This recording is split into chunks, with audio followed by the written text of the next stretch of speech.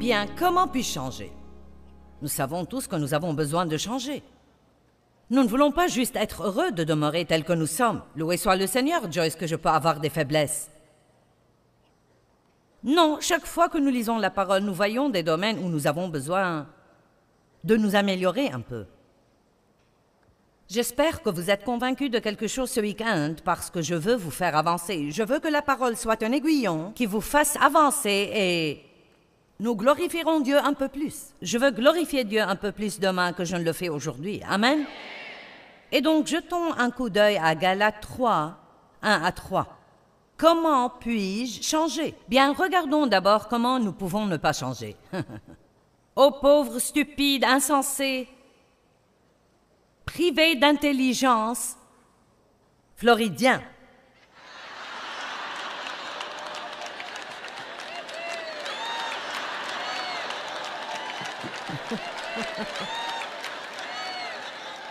Juste pour que nous puissions le prendre personnellement, ou bien où que vous soyez dans le monde aujourd'hui. Il parle ici à l'église Galate, mais nous avons besoin de le personnaliser. Qui vous a fasciné ou envoûté ou ensorcelé, alors que sous vos yeux a été exposé et graphiquement exposé Jésus-Christ crucifié, le Messie. Laissez-moi vous demander une chose. Est-ce en obéissant la loi et en pratiquant ses œuvres que vous avez reçu l'Esprit, ou parce que vous avez cru au message de l'Évangile? Est-ce en raison de la pratique des rituels de la loi, ou est-ce que ça venait du message de la foi? Hier soir, nous avions 1083 personnes debout pour dire qu'elles voulaient naître de nouveau ou renouer une relation avec Dieu rompue. 1083. Comment est-ce que ça leur est venu? Est-ce grâce à quelque chose qu'ils avaient fait? Non. Ce qu'ils avaient fait, c'est péché. Donc, voilà ce qu'ils ont fait. Je crois. Oui, je t'ai entendu. Jésus est mort pour moi. Il a pardonné mes péchés. Il m'aime. Je peux être en relation avec lui. Oui, je le crois. Donc, ils l'ont reçu par la foi. Et quand nous avons lu les Écritures, hier soir en Colossiens 2:6, elles disent « De la même manière que nous recevons Jésus-Christ, de la même manière maintenant nous devons vivre et marcher en lui. » Donc, nous sommes nés de nouveau par la foi, nous marchons par la foi. Comment marchons-nous? Nous le voyons tout le temps. Je marche par la foi, je marche par la foi. Bon, le faisons-nous vraiment? Je marche par la foi signifie que je ne pense pas que je vais gagner quelque chose par mon travail et mes efforts, parce que même si je parviens à faire quelque chose concernant mon problème, je ne pourrais pas le faire si Dieu ne m'en avait pas donné la grâce. Si j'ai une bonne idée, ce n'est pas parce que je suis intelligente, c'est parce que Dieu m'a donné la bonne idée. Chacune des chansons que l'équipe a écrites, ou n'importe quel grand musicien dans le monde, ça venait de Dieu. Ce don, ce talent vient de Dieu. Amen. Mon talent de communiquer est venu de Dieu. Je n'ai jamais suivi de cours sur comment le faire. Je n'ai jamais suivi de cours sur comment construire un sermon. Personne ne m'a jamais appris à prêcher. Je suis juste arrivée sur la planète Terre en parlant.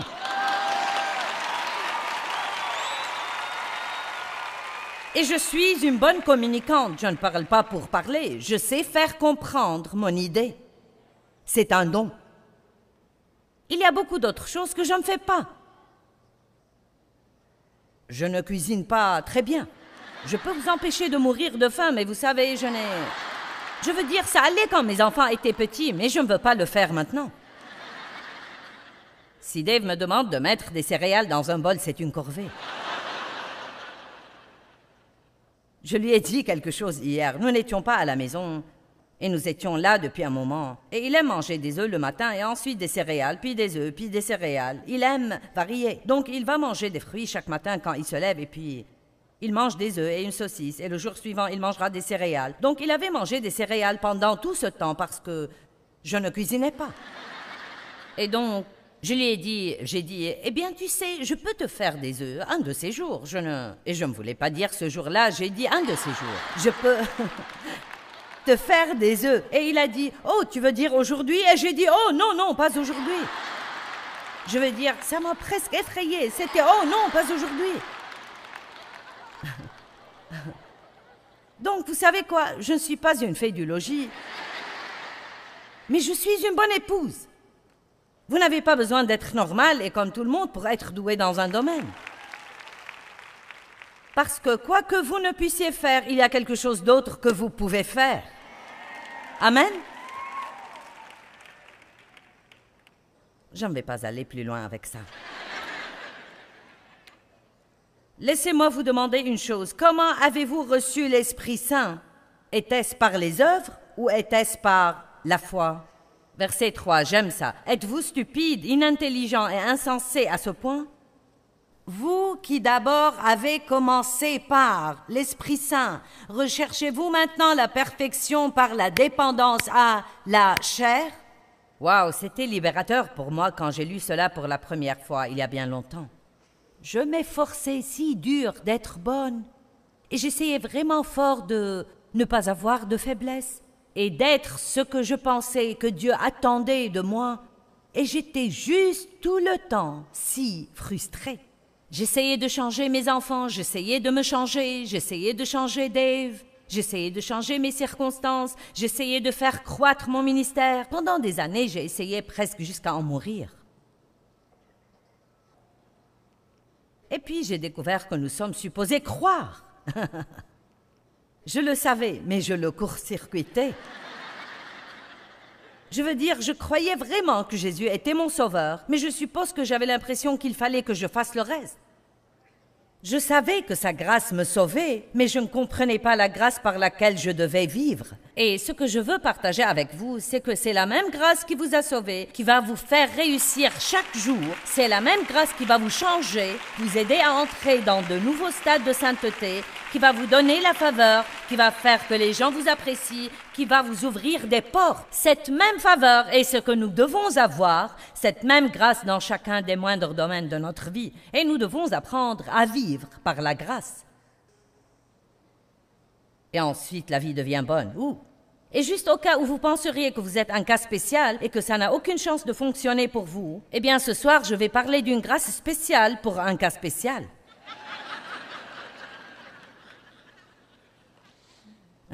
Car c'est là où je veux en venir. Peu importe le genre de désastre où nous sommes, Dieu a plus de grâce que votre désastre. Là où le péché abonde, la grâce surabonde. Vous ne pouvez pas avoir un problème que Dieu ne peut pas résoudre. Vous m'entendez aujourd'hui? J'ai dit vous ne pouvez pas, vous ne l'avez pas. C'est impossible d'avoir un problème que Dieu ne peut résoudre. Alléluia! Le psaume 127. Ouvrez au psaume 127.1, il dit « Si l'Éternel ne bâtit la maison, ceux qui la bâtissent travaillent en vain. » Bon, ne passons pas dessus. Ils travaillent. Ils s'y attellent. Ils travaillent. Quand vous travaillez, vous êtes fatigué et épuisé tout le temps. Ils travaillent et leur travail ne sert à rien.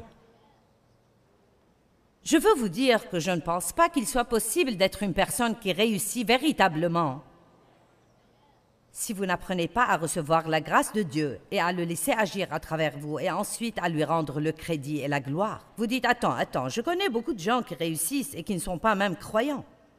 Vous savez, ils n'ont pas vraiment de succès. Je vais vous dire pourquoi.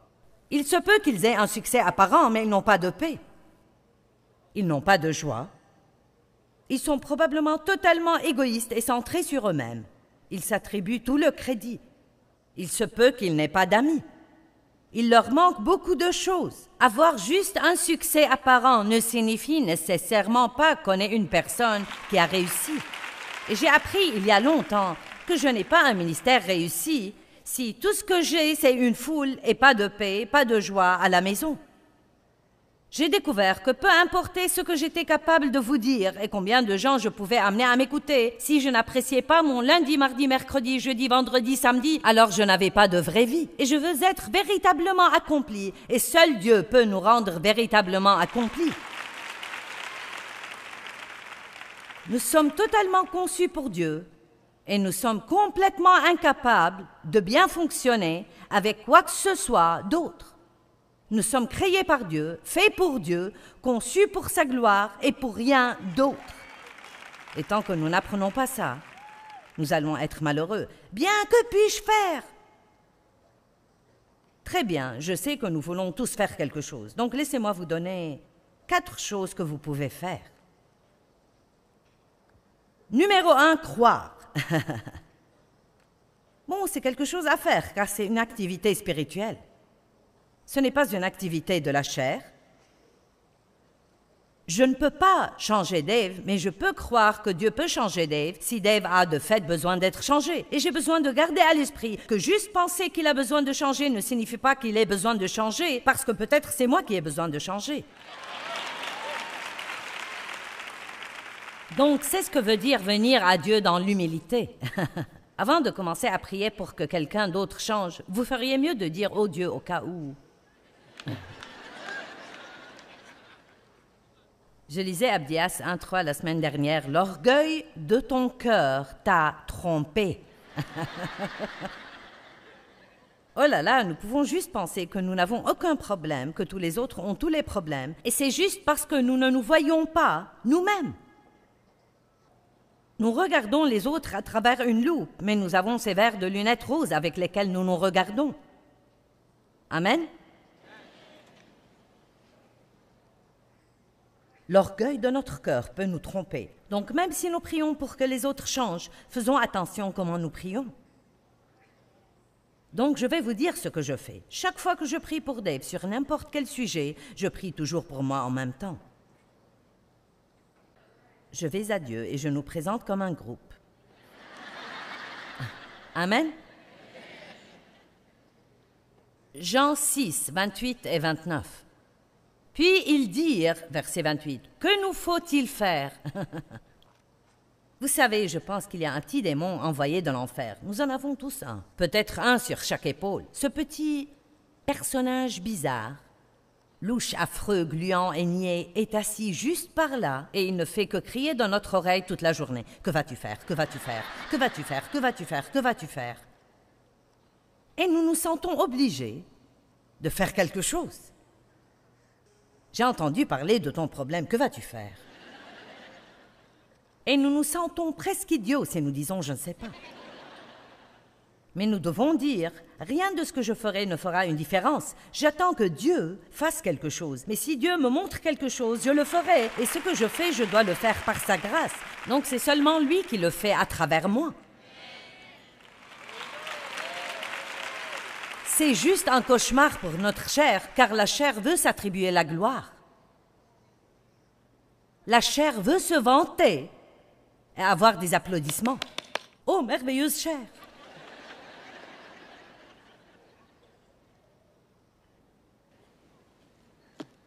Vous priez 2 heures par jour et vous ne réalisez pas que c'est un don de Dieu qui vous rend capable de le faire.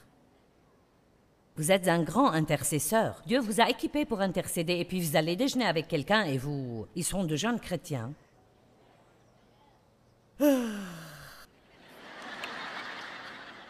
Oh, ne vous inquiétez pas pour moi, je suis juste fatiguée parce que je me lève si tôt pour prier.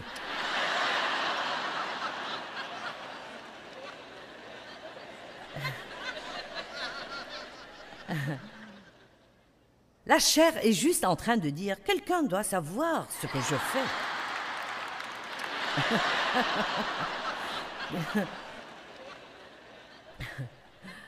Quelqu'un doit savoir. Oh, vous vous levez tôt pour prier? Oui, je me lève tous les matins à 5 heures. Et je prie jusqu'à 7, oui. Et ils font « Oh !»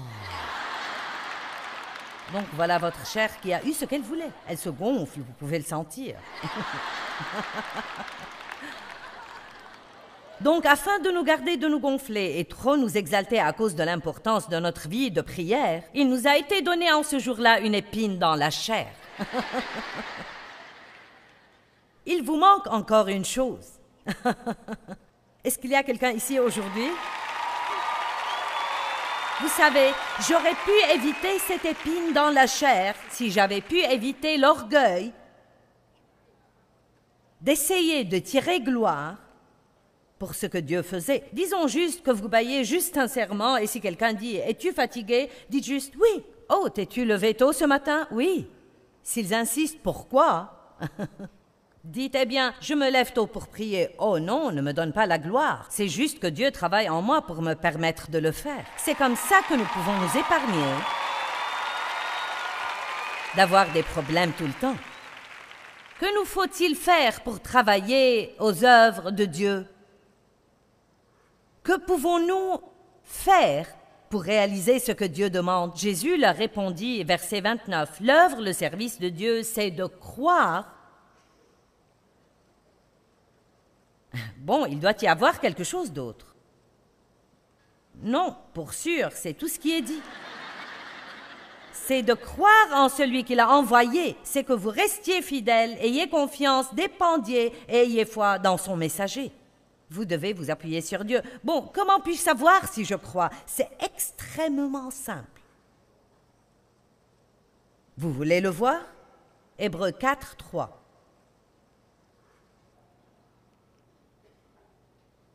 Nous qui croyons, nous allons entrer dans ce repos de Dieu. Comment puis-je savoir si je crois? Je ne m'inquiète pas. Je ne suis pas frustré. Je ne suis pas fâché. Je ne sais pas quand ça va arriver. Je ne sais pas si ça m'importe tant que ça. Dieu va le faire au bon moment, quand c'est le temps et qu'il est prêt. Essayez de le faire accélérer, il ne marchera pas. J'ai découvert que Dieu n'est généralement pas en avance, mais il n'est jamais en retard. Quand nous avons cru, nous sommes entrés dans le repos de Dieu. Et il ne s'agit pas de s'allonger sur le sofa et de faire la sieste. C'est un repos intérieur. Le repos dont il parle est un repos que vous avez en travaillant. Ce n'est pas le repos du travail, c'est le repos que nous avons en travaillant. C'est pourquoi j'ai dit hier soir que je travaille dur. Sûrement vous comprenez que pour construire et maintenir ce que Dieu nous a permis d'avoir, j'ai travaillé très dur, et Dave aussi, mais ce que je fais n'est pas un travail dur. Vous voyez la différence? Je travaille dur, mais ce que je fais n'est pas un travail dur parce que c'est vraiment la grâce de Dieu qui le fait à travers moi. Maintenant, voilà ce qui est. Je travaille avec mon corps physique, mais je ne travaille pas intérieurement. C'est la différence. Ce qui nous épuise, c'est le travail intérieur. J'ai dit hier soir que je préférerais faire 3 de ces séminaires à la suite, 4 sessions chacun, que de passer une journée, une période de 24 heures, soucieuse ou stressée ou anxieuse ou en colère contre quelqu'un. Ça m'épuise. Ce n'est pas du repos, mais je peux faire ce que je fais ici aujourd'hui et le faire totalement et complètement dans le repos de Dieu.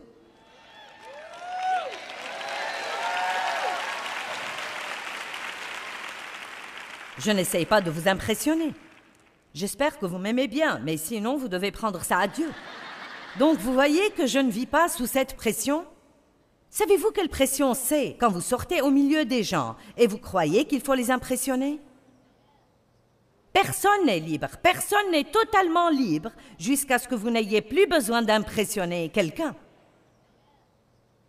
Nous n'avons pas à nous impressionner les uns les autres. Il faut que nous nous aimions, il faut que nous nous servions, il faut que nous utilisions le don que Dieu nous a donné au bénéfice des autres. Ils utiliseront leur don à notre bénéfice. Vous n'avez pas à rester là à être jaloux parce qu'une de ces filles ici peut si bien chanter. Il faut que vous réalisiez que Dieu a mis ce don en elle pour vous. Elle travaille, vous êtes assis là et en profitez. Amen. Pas de comparaison. Pas de compétition. Vous n'avez pas à être comme quelqu'un d'autre. Soyez en totalité et en entièreté vous-même. Wow! Et puis les versets 10 et 11 dans Hébreux 4 disent « Empressons-nous donc d'entrer dans le repos de Dieu. » Verset 10 « Car celui qui entre dans le repos de Dieu se repose de ses œuvres, de la fatigue et de la peine du travail humain, comme Dieu se repose des siennes. » Comment pouvez-vous dire, si vous êtes dans la foi, vous avez le repos de Dieu? Deuxièmement, vous pouvez faire ce que Dieu vous conduit à faire. Il y a l'obéissance et il y a l'action qu'il faut faire parfois pour résoudre les situations où nous sommes.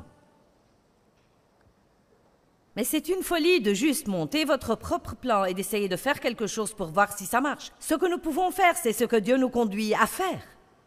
Dieu a dit à Moïse, « Tends ton bâton au-dessus de la mer Rouge et elle va s'ouvrir. » Bien, je ne pense pas. Mais il a obéi et Dieu l'a ouverte. Je viens ici, j'ouvre ma bouche et Dieu se manifeste. Vous voyez, beaucoup de gens ne vont même pas venir. Vous savez, faites ce que vous pouvez faire. Vous pouvez travailler. Donc, travaillez. Si vous n'avez pas de travail, vous pouvez en chercher un. Mais vous ne pouvez faire que quelqu'un vous embauche. Seul Dieu peut le faire. Donc, il faut que nous fassions la part que Dieu nous montre. Si vous avez blessé quelqu'un durement et Dieu vous pousse à aller vous excuser, alors humiliez-vous et allez le faire. Vous ne pouvez pas faire qu'il vous pardonne, mais vous pouvez faire votre part. Regardez, ce qu'il faut faire, c'est la part que vous pouvez faire. Peut-être avez-vous terriblement blessé quelqu'un, peut-être que vous avez détruit une amitié, et peut-être que vous ne voyez aucun moyen pour vous de la restaurer, et vous regrettez de tout votre cœur d'avoir fait cela, mais c'est trop tard parce que maintenant il n'y a aucun moyen de réparer. Mais Dieu pourrait la réparer. Bon, et que puis-je faire? Si Dieu vous y conduit, allez vous humilier et dites « C'était entièrement ma faute, je suis vraiment désolé, pardonne-moi. » Mais s'il ne vous pardonne pas, maintenant c'est entre Dieu et eux, ce n'est plus votre problème. Allez, est-ce qu'il y a quelqu'un avec moi aujourd'hui? Faisons ce que Dieu nous montre, parce que c'est la foi. La foi sans les œuvres est morte, mais nous ne pouvons nous approcher avec toutes ces œuvres et pas de foi. Ça ne servira à rien.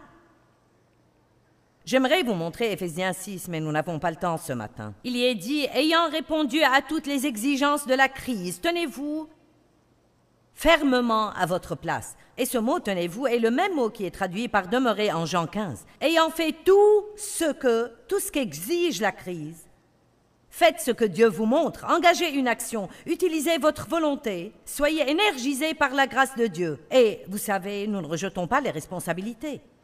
Je veux dire que nous avons des responsabilités.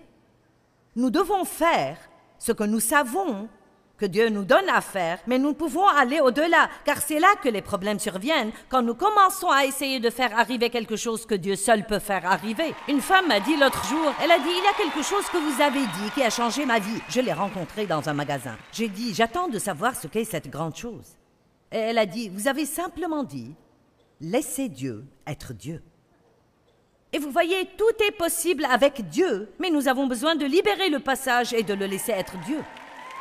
Nous devons essayer d'arrêter de diriger l'univers et laisser Dieu être Dieu dans nos vies. Vous savez, la grâce de Dieu qui nous a sauvés est exactement la même grâce qui va nous changer et nous aider à grandir dans de nouveaux stades de dévotion.